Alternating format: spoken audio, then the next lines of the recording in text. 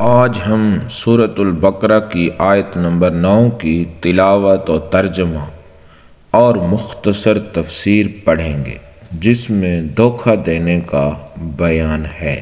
بسم اللہ الرحمن الرحیم۔ یخادعون اللہ والذین آمنوا وما یخدعون الا انفسهم وما یشعرون۔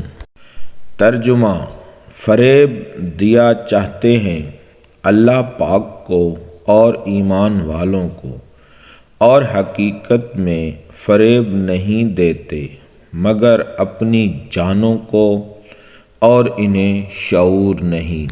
مختصر تفسیر: 3 قسم کے لوگ ہیں: مومن، کافر، منافق۔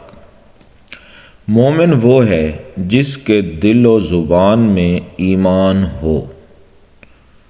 کافر وہ ہے جس کے دل و زبان پر کفر ہو۔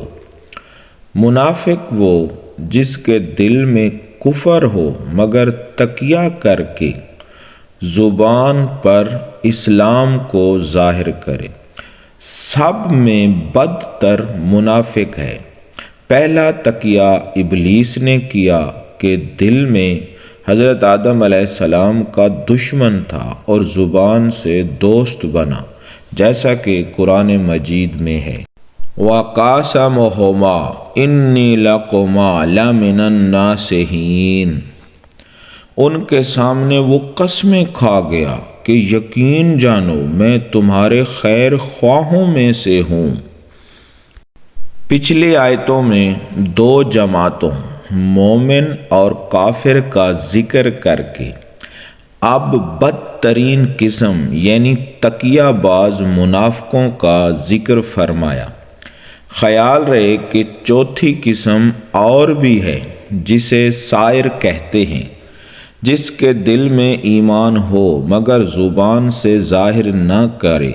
یہ سخت ضرورت کے وقت بقدر ضرورت جائز ہے، بلکہ مجبوری کی حالت میں اگر زبان سے کفر بول بھی دے جب بھی پکڑ نہیں۔ رب فرماتا إِلَّا مَنْ أُكْرِهَ وَقَلْبُهُ مُطْمَئِنٌّ بِالْإِيمَانِ، سوائے اس کے جو مجبور کیا جائے اور اس کا دل ایمان پر جمع ہوا ہو۔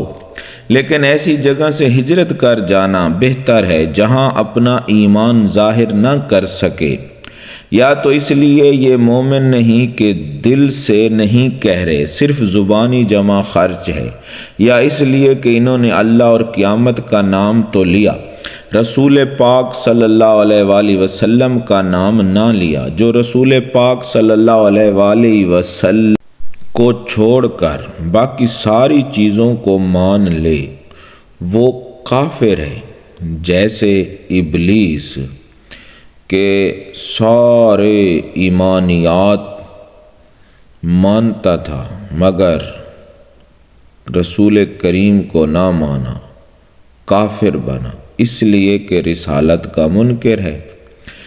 اس سے نبی پاک صاحب لولاک صلی اللہ علیہ وآلہ وسلم کے دشمنوں کو عبرت حاصل کرنی چاہیے۔ وما توفیقی الا باللہ۔